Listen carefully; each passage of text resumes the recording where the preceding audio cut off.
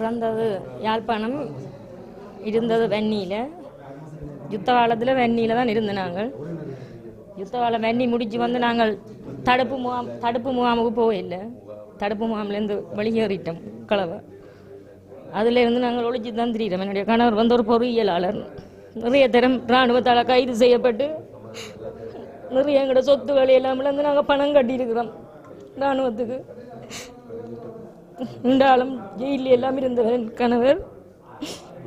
இப்போ அவை கைது செய்கிறதுக்காக வேண்டி காரணம் இல்லாட்டி ஏதோ ஒரு பொய் காரணத்தை போட்டு சும்மா கைது செய்யணும்.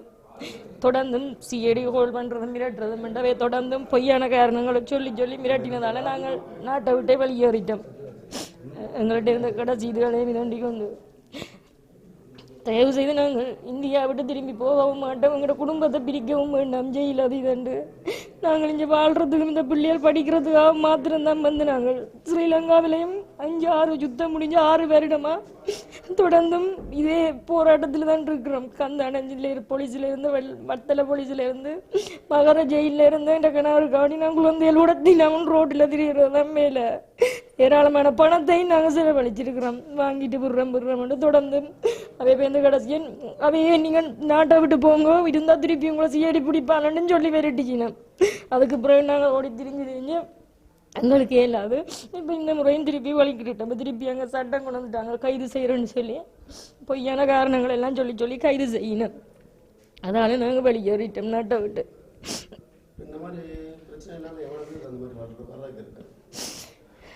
சுருக்கமாக வன்னியில் இருக்கிற ஒரு எல்லா தமிழருமே வெளியேறது தான் இருக்கணும். இளமாக்கள் எல்லாரும் இளங்கூட நிறைய பேரை கைது செய்துட்டீங்க. நிறைய பேரை இப்போ திருப்பி இயக்கம் அதுன்னு சொல்லி திருப்பி கைது செய்திருக்கணும். அந்த சுட்டன்னு சொல்லி இயக்கம் திருப்பி உருவாகுதுண்டு அவைய சுட்டன்னு சொல்லி அவைக்கு உதவினாண்டு திருப்பி நிறைய பேருக்கு இது பண்ணுறதால அங்கே இருக்க இல்லாது. அங்கே இருக்க இல்லாத தான் உயிருக்கு பயத்துக்காண்டி தான் செலவிட்டு வந்தேன். அங்கே இருந்த பிரச்சனை இயக்கம் உருவாகுன்னு சொல்லி பிரச்சனை எடுத்துக்கொண்டு ஆக்களை பிடிச்சி யாருன்னு அப்படி நடக்குது பிரச்சனை. அங்கே இன்னும் சனம் பாரதுக்கு இருக்குது. எனக்கு எங்களை வீட்டில் பிடிக்கல, சொந்தக்கார ஆக்களை பிடிச்சிருக்காங்க. இது வரைக்கும் பிடிச்ச ஆக்கள் எண்ணிக்கை தெரியாதுன்னு சொன்னால் இல்லை ஸ்ரீலங்கா ஃபுல்லாகவே பிடிச்சி கொண்டிருக்காங்க. எங்கெங்க பிடிக்கிறான்னு தெரியாது. எத்தனை வயசு ரேஞ்சில் பிடிக்கிறாங்க? எந்த வயசு ரேஞ்சில்? வயசை சொல்ல தெரியல. சின்ன பிள்ளைலாம் பிடிச்சி கொண்டு போய் போட்டுருக்கு. குடும்பத்தையே பிடிச்சி கொண்டு போட்டிருக்காங்க. அப்போ இந்த வயசு இல்லைன்றது இல்லை. எதுக்கு அப்படி பிடிக்கிறாங்க? இயக்கத்தோட எல்டிடியோட தொடர்பு இருந்தேன்னு சொல்லி பிடிக்கிறாங்க. மற்றது ஒவ்வொரு காரணம் கேட்க பிடிச்சி அவங்கள எடுக்கிற காரணம் தான். இது எந்தெந்த ஏரியாவில் நடந்துகிட்டு இருக்கு? எல்லா ஸ்ரீலங்கா ஃபுல்லாகவும் நடக்குது. ஒவ்வொரு மாவட்டம் உண்டு, இல்லை எல்லா மாவட்டத்திலையும் நடக்குது. ஸ்ரீலங்கா ஃபுல்லாக உங்களுக்கு சிங்கள பகுதியில் நடக்காது. சிங்கள பகுதியிலையும் ஆக்கள் தமிழாக்கள் இருக்கிற இடத்தையும் அங்கேயும் பிரச்சனை நடக்குது. முந்தி தான் அப்படி இல்லாமல் இருந்தது. இப்போ எல்லா இடமே நடக்குது. என்ன பரவலாக எல்லா இடத்துலையும் ஆக்கள் இருக்கிற முடியாது தமிழாக்கள். அப்போ அங்கங்கே பிரச்சனை. பிடிச்சு கொண்டு போய் என்ன பண்ணுறாங்க? பிடிச்சு கொண்டு என்ன பண்ணுறாங்கன்னு சொல்ல தெரியல. தானே அது என்ன நடக்குன்றது தெரியல. என்கொயரிங்கிற பொருளை எத்தனை நாளாக வச்சிருக்காங்க? அது அப்படி சொல்லல. 6 months ஆகும் 1 year ஆகும். அது சொல்ல தெரியல.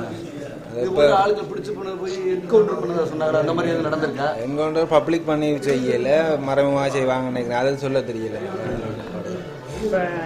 பிடிச்சது இப்போ நாங்கள் வீடுகளில் வச்சு உறவினர் கண்டு பிடிச்சிருந்தா ஓகே, இந்நேரம் பிடிச்சிட்டு போனோன்னு உறுதிப்படுத்தலாம்.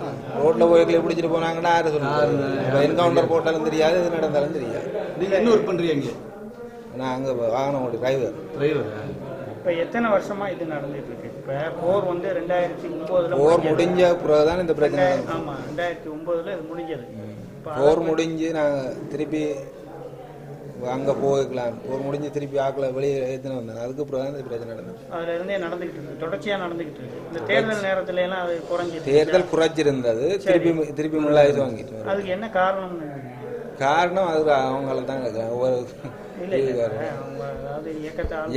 இயக்கத்தின் சம்பந்தப்பட்ட பிரச்சனை.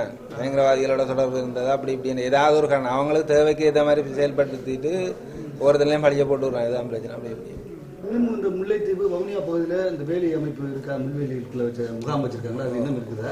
அது இருக்குது. முகாம்கள் இருக்குது. எல்லாரும் வெளியேற்றாங்களா? வச்சிருக்காங்க. இந்த மக்கள் எல்லாம் வெளியேற்றிட்டாங்க.